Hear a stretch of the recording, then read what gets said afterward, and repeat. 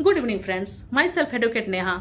आज हम चर्चा करेंगे जो अभी 3 क्रिमिनल मेजर एक्ट में जो चेंजेस हुए हैं, जो अमेंडमेंट किए जा रहे हैं, उसके बारे में आज हम चर्चा करेंगे। फ्रेंड्स, 11 अगस्त 2023 को हमारे गृह मंत्री अमित शाह जी ने लोकसभा के समक्ष एक प्रपोजल रखा, जिसमें इन 3 मेजर एक्टों को, जिसको IPC, CrPC and evidence, Indian penal code, criminal procedure code and Indian evidence act, इन तीनों में अमेंडमेंट की बात कही।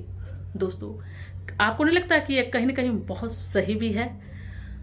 अभी तो नया नया है और सबको नया नया पढ़ना पड़ेगा, तो कहीं ना कहीं मोस्टली लोग कह रहे हैं कि नहीं, ये अच्छा नहीं है और फिर हम लोग को ज़रा मेहनत करना पड़ेगा, मेहनत से पढ़ना पड़ेगा। तो मेहनत तो सबको करना पड़ेगा, चाहे एडवोकेट्स हो, चाहे जजेस हों, चाहे लॉ ऑफिसर प्रोफेसर हों या स्टूडेंट हो, मेहनत तो सबको करना पड़ेगा। लेकिन कहीं ना कहीं बहुत अच्छी बात है कि इसमें अमेंडमेंट किए जा रहे हैं, नई धाराएं जोड़ी जा रही हैं, कुछ धाराओं को पूरा रिपील्ड किया जा रहा है।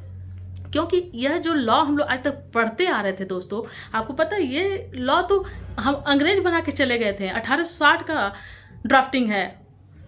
उस टाइम तो अंग्रेजों का हुकूमत था हमारे यहाँ, और वो अपने सुविधा अनुसार सारे लॉ बना के चले गए थे। अंग्रेज तो चले गए, लेकिन कहीं ना कहीं देखा जाए तो उन्हीं के रूल रेगुलेशन पे हम लोग चले आ रहे हैं आज तक। भाई, लॉ तो उन्हीं के बनाए हुए हम लोग पढ़ रहे हैं। तो इसलिए दोस्तों, हमारे सरकार ने यहाँ तक सोचा, हम लोग के लिए सुविधा के लिए सोचा है और अपने न्याय को और सुलभ बनाने के लिए इसमें अमेंडमेंट किया है। जो इंडियन पिनल कोड का नाम भारतीय न्याय संहिता 2023 रहेगा, और जिसमें 511 धाराएं थी, जिसको रिड्यूस करके 356 धाराएं रखा गया है। 356 धाराओं में दोस्तों 175 धाराओं में बदलाव कर दिए गए हैं, 8 नई धाराएं उसमें जोड़ी गई हैं और 22 धाराओं में उसमें निरस्त कर दिया गया है। वहीं क्रिमिनल प्रोसीजर कोड में, जिसमें हम 484 धाराएं पढ़ते आ रहे हैं, उसमें 533 धाराएं कर दी गई हैं, जिसमें 160 धाराओं में बदलाव कर दिया गया है। 9 धाराएं निश्चित कर दी गई हैं एंड 9 धाराओं को और जोड़ दिया गया है। दोस्तों, इंडियन एविडेंस एक्ट में 167 धाराएं हम लोग पढ़ते आ रहे थे, उसमें 170 धाराएं कर दिया गया है, जिसमें 1 नई धाराएं जोड़ा गया है, 5 धाराओं को निरस्त कर दिया गया है और वहीं 23 धाराओं में बदलाव किए गए हैं। फ्रेंड्स, जीरो एफआईआर का तो नाम सुना होगा। जो लॉ नहीं जानते हैं उनको जीरो एफआईआर के बारे में नहीं पता होगा, लेकिन जो लॉ जानते हैं उन्हें तो जीरो एफआईआर बहुत अच्छे से अवगत होंगे। दोस्तों, क्रिमिनल प्रोसीजर कोड में स्पेसिफिक किसी सेक्शन में मेंशन नहीं था zero FIR. What is zero FIR?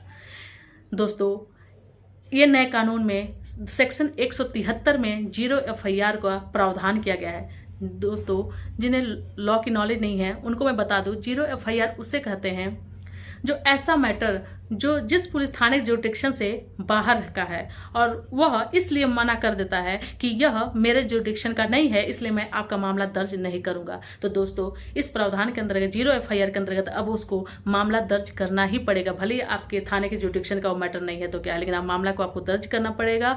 मामला दर्ज करने के बाद फिर उस पुलिस थाने को जिसके जुरिडिक्शन में ऐसा मामला बनता है उसको यह भेज देगा और वहां से फिर इन्वेस्टिगेशन करवाएगा। दोस्तों, इंडियन पिनल कोड में जो राजद्रोह 124 ए में राजद्रोह सेडिशन का प्रोविजन था, उसको कंप्लीटली निरस्त कर दिया गया है। जहां जहां कॉलोनियल शब्द है उसको कंप्लीटली हटा दिया गया है। फ्रेंड्स, यह 1-2 दिन का काम नहीं है, 4 साल से इस पे बात चली आ रही थी सर दोस्तों, और आज जाके इस पर कंप्लीटली बात हुई है और हमारे गृह मंत्री अमित शाह जी के द्वारा लोकसभा के समक्ष इसका प्रपोजल रखा गया है, इंट्रोड्यूस कराया गया है इस अमेंडमेंट के बारे में। फ्रेंड्स, अगर हमारा वीडियो आपको पसंद आए तो लाइक एंड सब्सक्राइब करना ना भूलें। Thank you.